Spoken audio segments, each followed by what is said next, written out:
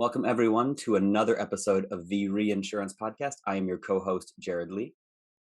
And I'm Ben Rose, joining virtually this time to say happy Thanksgiving to you all. Happy Thanksgiving. It's the end of the year and it's a busy time for everyone, but the reinsurance news does not stop. So we are doing a virtual recording today just to get everyone updated on the most recent action in the market. So we will do this one virtually, but good to see you, sir, even if virtually. Indeed, thank you for the delightful Thanksgiving party. It I was still shouldn't tell too many people about that because a, then they'll know invited. a multi-day food coma for all those listening, and to our American listeners, I hope you two had a very good and enjoyable Thanksgiving with your families. But without further ado, into the news. This is a super interesting time right now. This, as we talk to our sort of friends and colleagues around the market, this one is proving to be super challenging, and we've been talking about those conditions for the last couple months, sort of seeing this on the horizon. um, but you're really seeing it now, where there was a piece that came out with Andy Marcel from Aon the other day, talking about how there's this real sort of stalemate in the market, with deals not getting firm order terms and quotes being really slow to come in. And there's a lot of news articles we want to sort of run through today, just kind of highlighting all the macro factors that are kind of driving some of this stuff. So one of the first ones I wanted to jump into here was Swiss Re came out with this updated report, talking about how there seems to be this persistent U.S. inflation and this real concern that that's going to drive um, a worsening recession into 2023. As we look at the market as a whole, these sort of seeing these things on the horizon, I think, is making everyone kind of take pause and try to brace themselves, not just for this renewal, but what the next year or so looks like.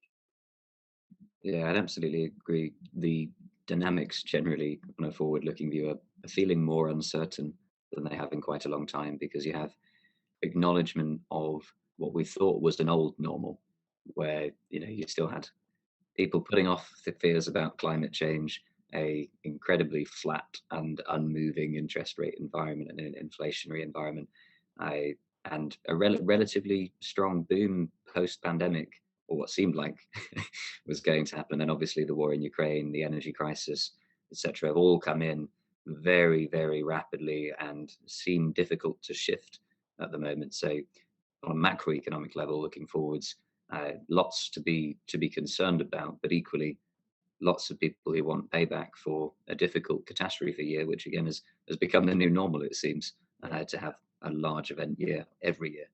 Yeah. Well, and for the last number of years, everything seemed to be, even though we were having increasing catastrophes, we've talked about that. It was all sort of modeled. Everyone was sort of managing it, and there's a little bit of, a push for hardening prices and those things off the back of that. But you're absolutely right. There's so many more things that seem to be happening right now that, you add the interest rate environment shift and the fact that it was this sort of decades long soft market that I think we're still trying to wrestle with. What does a hard market look like? We're not really used to one as a market anymore. So I think you're Yeah. seeing a lot of response to that. I don't know what figures you've seen, Jared, but I've seen a few numbers come out that are saying sort of 20 to 30% above inflation for property cat. Yeah. And is that enough? Is the question. I think that might be a starting point, but I think that's why people are holding back so long. It was the same at Baden-Baden. It was very clear who was buying the drinks uh, on the broking side, and the underwriters very much holding their cards as close to the chest as they can because that soft market, as you said, has persisted for so long. Uh, they don't want a false start, a temporary rate increase that then resumes its downward trajectory. So, looking at things like the amount of industry capital now, we've seen a few charts come out in the Insider recently showing that decreasing amount of capital dedicated to reinsurance. Uh, that constraint on capacity is surely going to have an impact, especially as ILS funds deal with the fact that their usual backers have now got some very attractive alternatives as well. Yeah. Well, and that kind of brings me right into the next article I wanted to talk about here is coming out from Hannover, just this this belief that the reinsurance pricing dynamics are going to materially change next year, right? So again, it's all of these things that as the reinsurers for the first time have, the power in their hands. It is this lens as to what the next year looks like. I think you're spot on with not wanting to full start where, they see almost a potentially a moment in time to reset the expectations in the market, and they don't want to go out and just cover inflation then only to get burnt if the market evolves again next year. So they're trying to manage that piece of the conversation. But all the big reinsurers are doing these studies and looking at, the change that's expected next year. And that's certainly one. Yeah, and I think one of the areas that's been quite interesting to watch has been the announcements coming out from various lighter vehicles for distribution, I guess. So MGA is a big topic at the moment. We saw a Lemonade coming out to give comment during this month to talk about how they were going to assure themselves of continued capacity. Mm. I, but I think that's a theme in general, right? Those with their own capacity, are in a pretty stable position, I would say, and are looking forward to getting what they can get. However, those that heavily depend on uh, third parties to provide them their capital, it's very difficult for them to paint the picture that they're going to be able to deliver a comparable return on that capital for those entities, given the environment we're in with inflation, with interest rates offering attractive, safer, maybe less correlated or more correlated alternatives, but even so, very safe but high return assets that will sort of have a guarantee on them to outperform our historical performance for the last 5 years as an industry. So worth tuning into our episode with Jacob recently on the economics of reinsurance. So Yeah, yeah. Well, and it really is highlighting the sort of interconnectivity of the different steps in this value chain, right? With if the end capital is sort of drying up or going elsewhere, the impact that you're seeing on first the retro market, and then if retro capacity pinches, the impact that it has on the reinsurers, and then the knock-on effect that has through to the insurers. Like it's all very, very connected and reliant on the other component parts still working, and you're seeing that contraction feel it's being felt right the way through the chain. Going to your comment on the losses, you're seeing Lloyd's come out recently with a number of about 3 billion in Ian claims after their reinsurance. So their net position still being about a $3 billion loss. It's an interesting one because you're looking at the industry estimates being between 60 billion and 75 billion for Ian. So Lloyd's is sort of net position there being 3 to 5% is kind of what they're looking at. It's kind of highlighting one, the quality of the reinsurance that they've been purchasing and the protection that they've received from that. Um, but even with their reinsurance in place, you're seeing a lot of it hitting balance sheets. And again, this is sort of having a knock-on impact as they go into renewal season.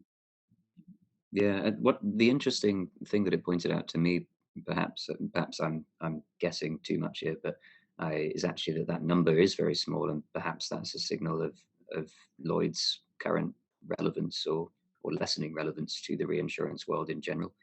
To be only ultimately taking 3 to 5% of the largest hurricane event in recent memory Yeah.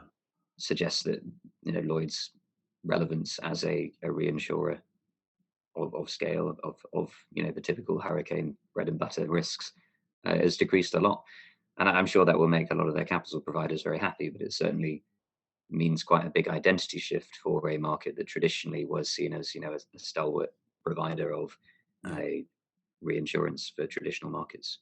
Yeah. Well, and there was another article that had come out with the Lloyd's exec essentially looking at this hardening market as a real opportunity for them to grow and reestablish themselves in the reinsurance space as a capital provider. We'll see how that pans out. Historically, you've seen the big reinsurance deals shifting to slightly more efficient areas like Bermuda, and the sort of company markets across Europe. But if the market begins to really harden, Lloyd's begins to be another opportunity to sort of find capacity where it's needed. So we'll see how Lloyd's can position themselves, and if they have a chance to really make an impact at 1/1 with increasing reinsurance inwards deals. Yeah, I think we saw some fighting talk coming out from John Neal saying I think he was envious of the underwriters. I wished he could be an underwriter right now, which was a good comment. But they have put their money where their mouth is in a few places amongst the syndicates. I'm sure that there's a lot of pushback conversations happening elsewhere, depending on rate adequacy in different lines. But I, as far as a couple of examples go, we saw Beasley successfully pull off a sizable capital raise to really go after the market. We also saw key Brits automated follow syndicate, Mhm. uh, basically picking up a massive chunk of new capacity to really go after Yeah. uh, the market. But that was a controversial topic in itself, I think, because we saw quite a few debates happening around the market as to whether Lloyd should be quite so supportive of a relatively uh, new and without little proof, to his name, a vehicle that's relying on algorithmic underwriting, whilst at the same time being very uh, prudent, shall we say, and careful about how much it allocated towards its more human underwriters.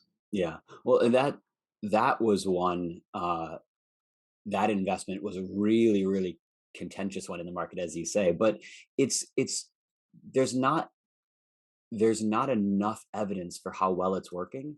And we've seen this when you talk about the human underwriters, it'd be very the market would react very negatively to this idea that Ben had a stamp, and in year one there was no claims on Ben's stamp. So let's triple or quadruple or 10x his capacity for next year because look how good he is. Like when we talk about it on from a human lens, we recognize that there's some element of luck, whether the wind blew or the rain fell kind of luck in reinsurance, especially in the catastrophe space. So for Key to have a couple years that were okay and just get so much more capacity right out of the gates, I think it did raise some alarm bells, and it is unproven until like we have 4, 5, 6, 10 years of returns and results that will let us see is this model sufficiently better or not. But yeah, it's a really interesting one to watch. I think it speaks, though, partly to Lloyd's passion at the moment for innovation, which is really good to see. They want to find out what this future business model is, but equally, and the reason it's raising eyebrows so much, the quite limited avenues that they've been able to find ways to do that. So the fact that there is only Key, you know, that's been set up as a reputable kind of algorithmic underwriter within all the syndicates at Lloyd's, I think is the reason why they're having to go so big on that one in order to really test out the opportunity to explore algorithmic underwriting. We would be in a very different position and looking at this very differently if Lloyd's decided they wanted to allocate a lot more or to approve a lot more capacity being allocated towards algorithmic underwriting if it was spread amongst 10 of the leading syndicates. Yeah. But by by circumstance almost, because Brit are the ones leading the way here. They're the only ones who are getting this giant chunk, and it seems a little bit unbalanced. So hopefully, others will take encouragement from Lloyd's attitude towards Key, Yeah. and and start to establish and explore similar types of vehicles, and we'll learn in a few years' time whether they were a good idea or not. I'm sure. Yeah, yeah, exactly. Well, and I think it potentially works nicely in sort of the large commercial single risk space where those deals get priced sort of individually and independently. When you look at this sort of strain that the renewal season is having right now for reinsurance buyers, one of the things that the market's very aware of and comfortable with is this idea that you're pricing clients on a portfolio basis to some degree, right? Even if you're only writing a couple of those deals, you're looking at it from the lens of, well, what is their casualty program going to do? Should we grow our position there? Is that a better book? Should we write a larger line there to help us offset and give them support on other lines that might lose a bit of money? It, the market looks at big clients, especially in kind of a bit of a holistic lens, and when you think about the idea of moving more towards algorithmic and things, it removes that component, which I think the industry is kind of cautious around, is yes, the casualty deal is priced super well, but if we're not able to balance those parts of the programs out, do other parts of their reinsurance purchasing needs become unaccessible or too expensive to purchase? And I think those concerns are sort of in the backs of people's minds as they begin to look at what the future might look like here. So yeah, it's a fascinating one to watch. Yeah, we await the algorithmic underwriting vehicle that can successfully do horse trading of Yeah, exactly. a bit of that in exchange for a bit of something else. And so Yeah. Any other stories that you wanted to touch on as we sort of wrap up the buzz of this one? I think probably just the general theme, and I think we haven't seen the end of it, is watching various reinsurers announce pullbacks from certain areas of business, but also at the same time seeing others pop up and appear. We've seen a mix so far. I know there was one example where a the new venture was actually pulled because they realized the conditions just weren't right right now. But I think there are the brave few within both broking and reinsurance, it looks like, who are seeing this as a real opportunity to do something a Yeah. bit different. So that would be my watch this space for the next month as we see, whether these reinsurers come through, whether they decide to walk away, and whether we get any new ventures popping up as a result of it. Yeah. And again, I think this is what's making this sort of hard market more interesting than others, where historically you've always seen like the class of X out of Bermuda gets set up to sort of respond to this pinch. But because of the interest rate conditions and everything else being so different right now, there's not been this real commitment to seeing, oh, we're going to see a dozen new reinsurers pop up in Bermuda to respond to this. Um, so it looks a bit different, but you're right. There's always going to be opportunities.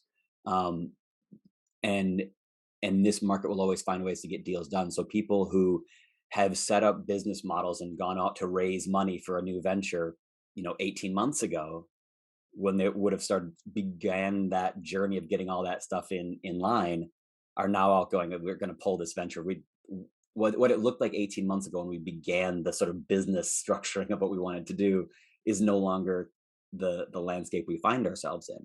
But you're seeing loads on both the broking side and the capital side going, but they can spin up something new now in response to the climate they find themselves in at present. So it'll that will be a watch this space for sure. What will the class of 2022, 2023 look like, and where do they set up, and how does that begin to look? It'll be a fun one for us to watch for sure.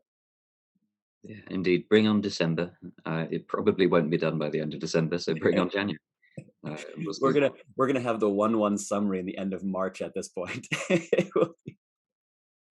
But no, it'll be a fun one to watch. We'll do another update in December with kind of where we're at then, and we'll see if there's more movement on quotes and pricing and all this. But as we go into December now, wrapping up November, a super interesting market to watch. And for those who are in the weeds every day, let us know what you're seeing as well, because we happily pass along that information, those updates to its listeners.